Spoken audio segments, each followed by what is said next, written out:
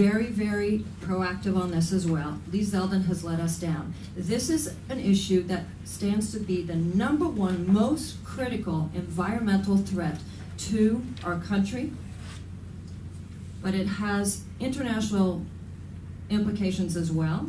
The Human Rights Commission considers clean water the #1 human rights threat of this century and going into the future. We need a national and international plan for how we are going to deal with this, and the federal government needs to be partners with all of us on local government, starting state, county, and on down. Dave? No, I think that's fine. Emma, anything else? This is a subject I think most people know I can go on and on, but no, I think that it's one thing I will say though that I think is very interesting.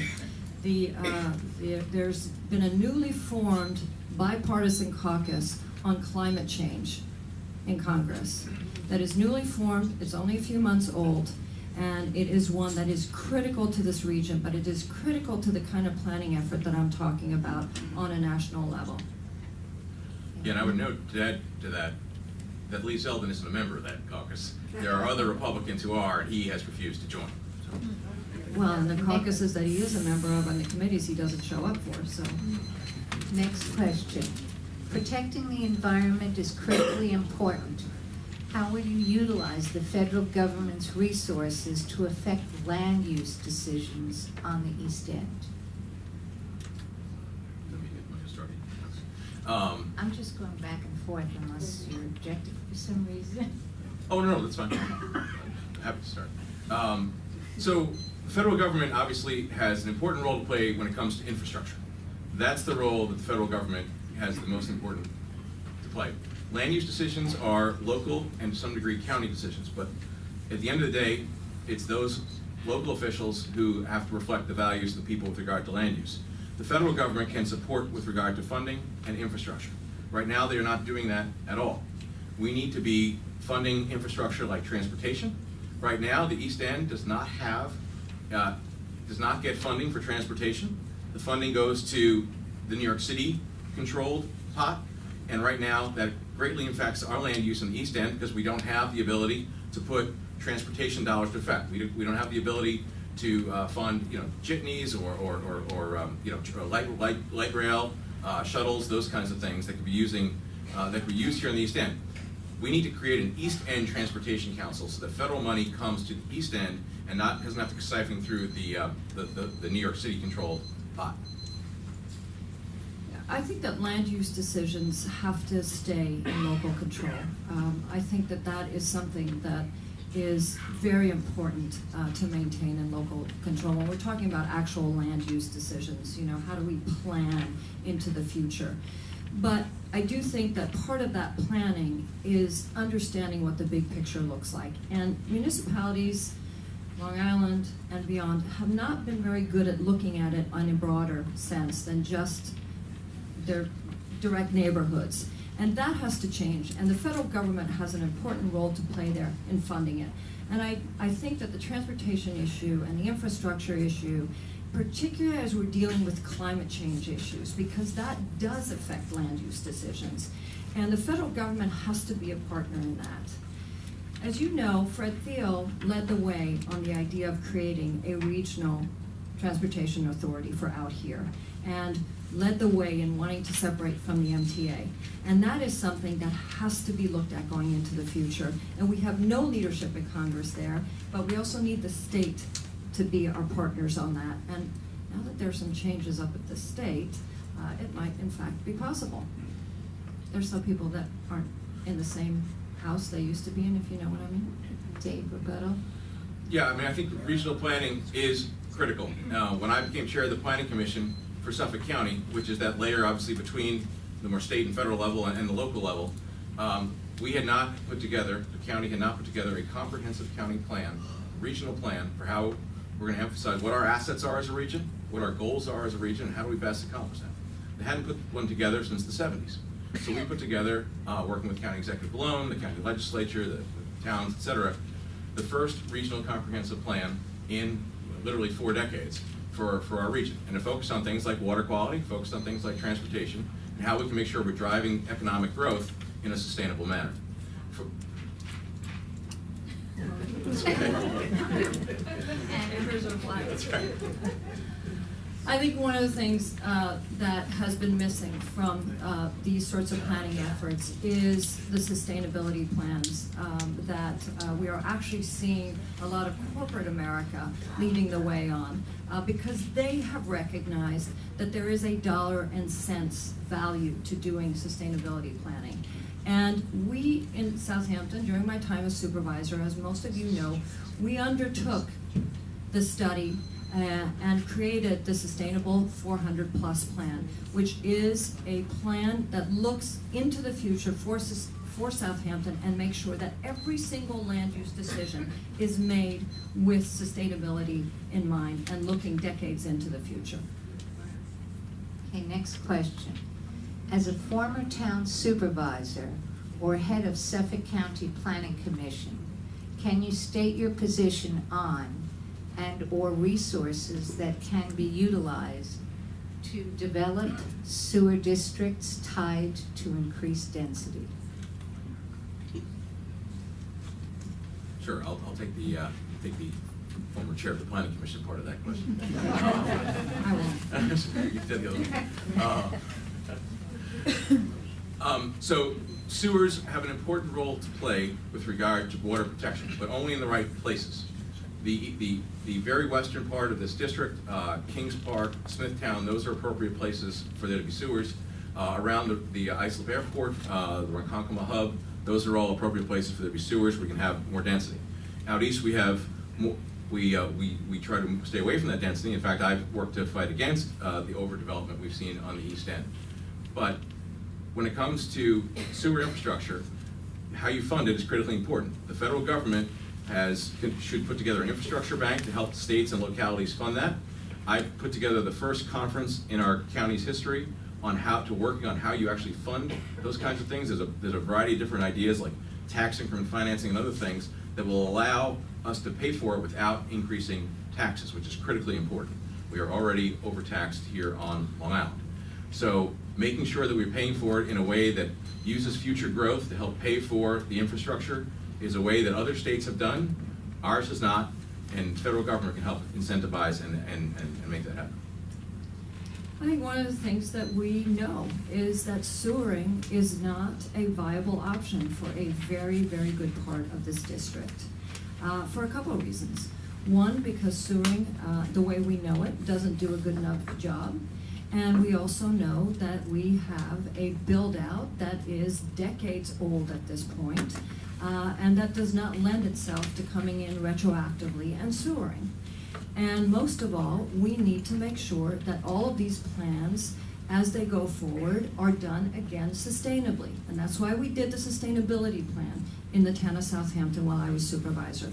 But that was also why we brought the idea of the Clean Water Technology Center at Stony Brook to the Governor's Regional Economic Development Council. And it was based on the idea that in this region, in Suffolk County alone, we live on over 360,000 homes on single and separate lots that are currently managed by, most of you probably don't even know where your septic is, but it's in your backyard, and it is what is causing the nitrogen loading. So without creating more sprawl, we fixed that problem through new technology. And we're also creating jobs as we do it. Dave, rebuttal? Well, look, I'm proud to have the endorsement of the Environmental Voters Forum in this race because of my strong environmental record and because of the work I've done to preserve open space, to push for renewable energy, and to help protect our waters. They've identified me as a candidate who's the strongest when it comes to those, and unfortunately, I think some of the overdevelopment in the East End have been reasons why they also pointed to me compared to my opponent here.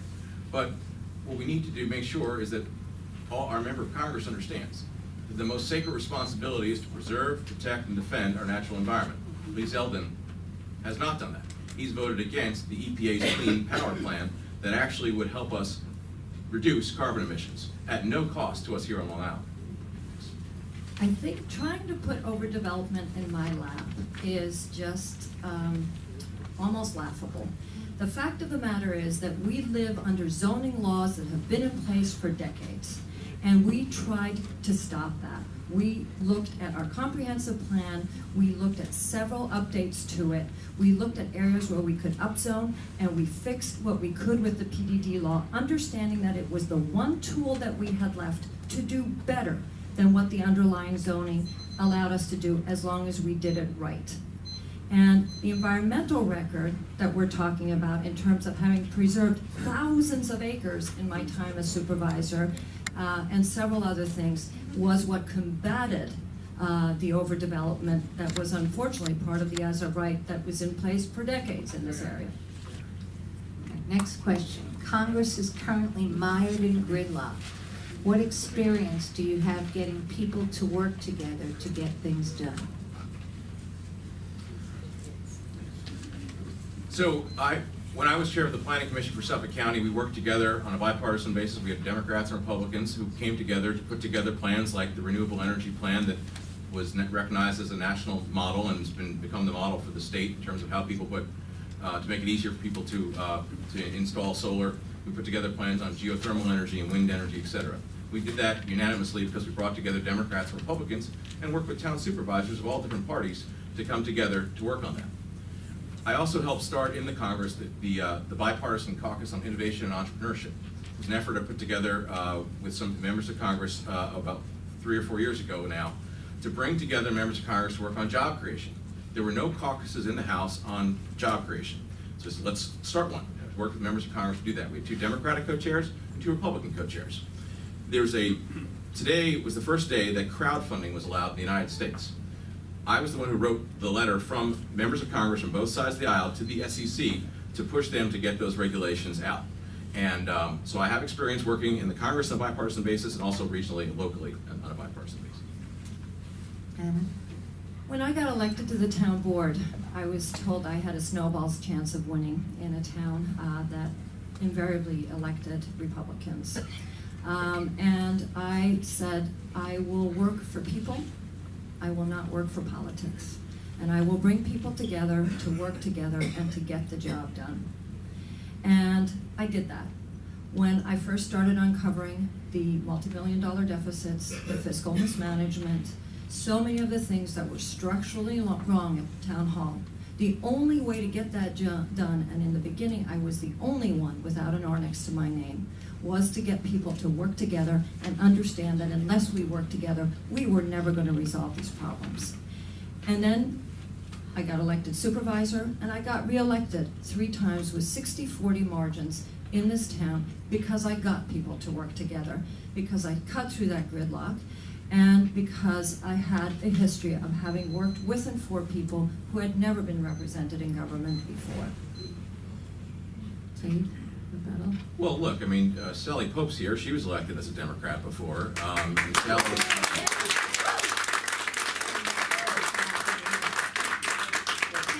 Can we just maintain decorum, please?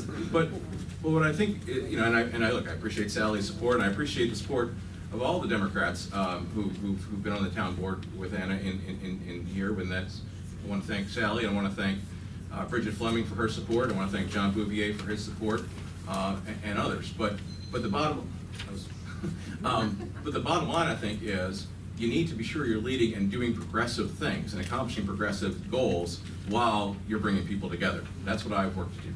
Anna?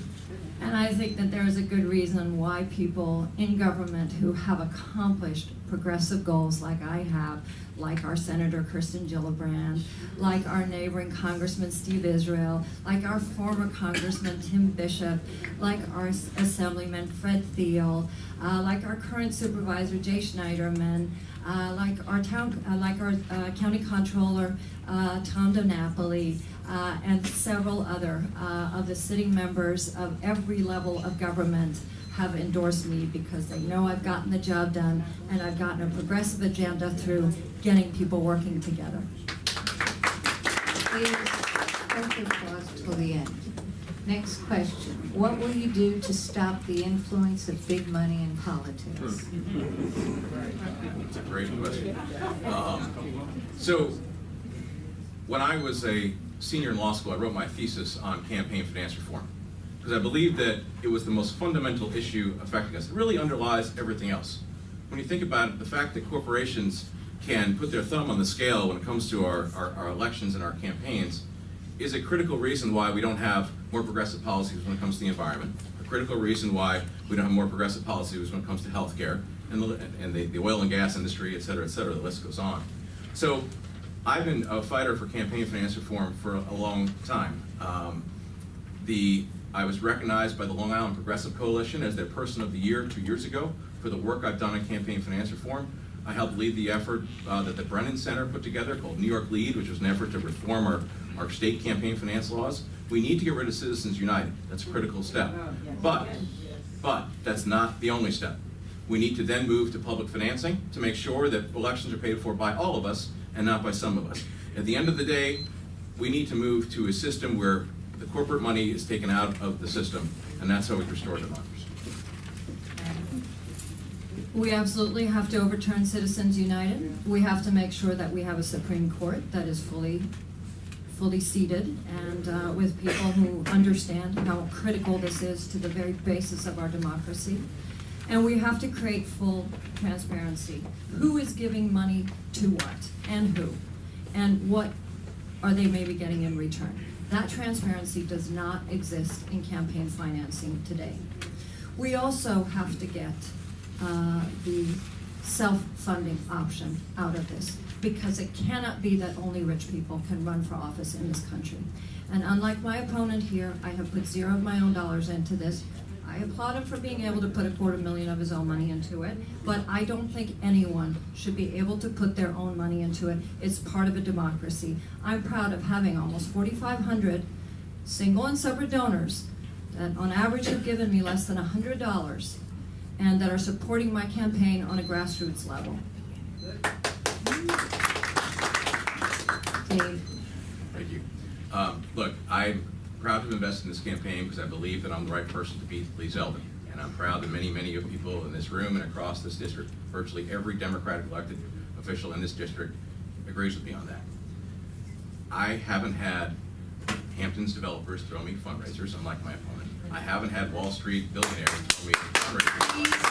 Please stop. You're just taking his time away. And for me, having the support of the local elected officials, or so many of them, is meaningful, and I was proud to invest in this race. We do need to get big money out of politics. Anna, rebuttal?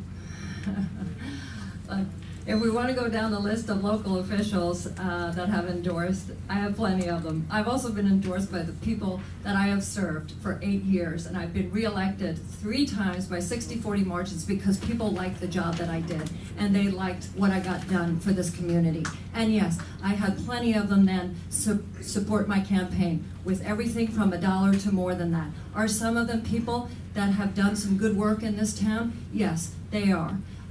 Did they get anything in return for it? No, because I'm no longer the supervisor. And again, my average contribution is less than $100, over 4,500 people. That's the kind of campaign you want to see. Okay, next question.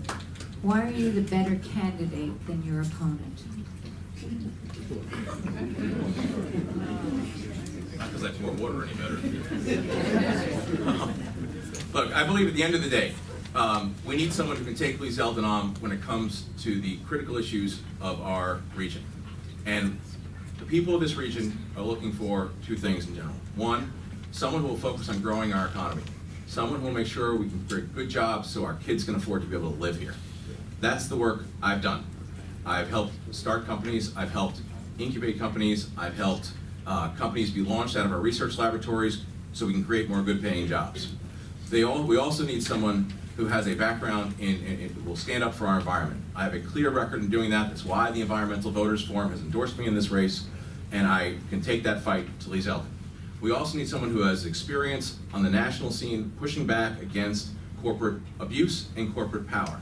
I've done that as a federal prosecutor, prosecuting corporations and executives, particularly in the oil and gas industry.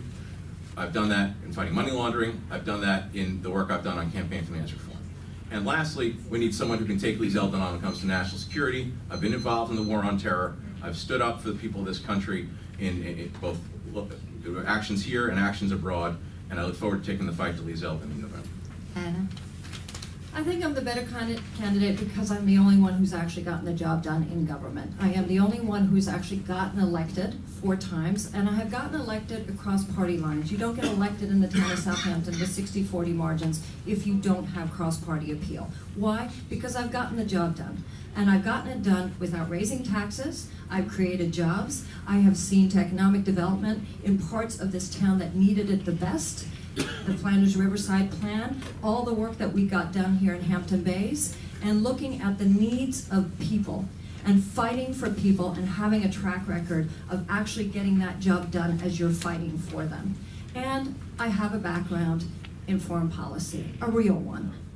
Because the war on terror is not going to get fought in a courtroom. The war on terror is going to be fought, and all of our foreign policy issues are going to be done by people who understand international relations and geopolitics. I have an undergraduate and a graduate degree in international affairs. I served at the UN. I come with a deep knowledge of international affairs that I think actually surpasses most people in Congress today. And that is the kind of person that you need to represent this district, and that has gone up against Republicans 4 times and beaten them back and gotten elected. And I will do the same with Mr. Zalda. Dave, rebuttal? Yeah, so first of all, let's talk about the war on terror. It's more than being for a few months at the UN. It's about being someone who stood up and worked with foreign governments. I've worked across the globe with foreign governments to protect the people of the United States. I've also been recently selected, actually about 2 years ago now, as a Truman National Security Fellow. It's a progressive policy organization made up of people from in the administration, legislature, Congress, and others who focus on progressive foreign policy development. I'm working with them. I look forward to continuing to work with them. I would also say that I've been endorsed by the Independence Party, and that's a critical tool in beating Lee Zeldin. That's a 3% advantage. They were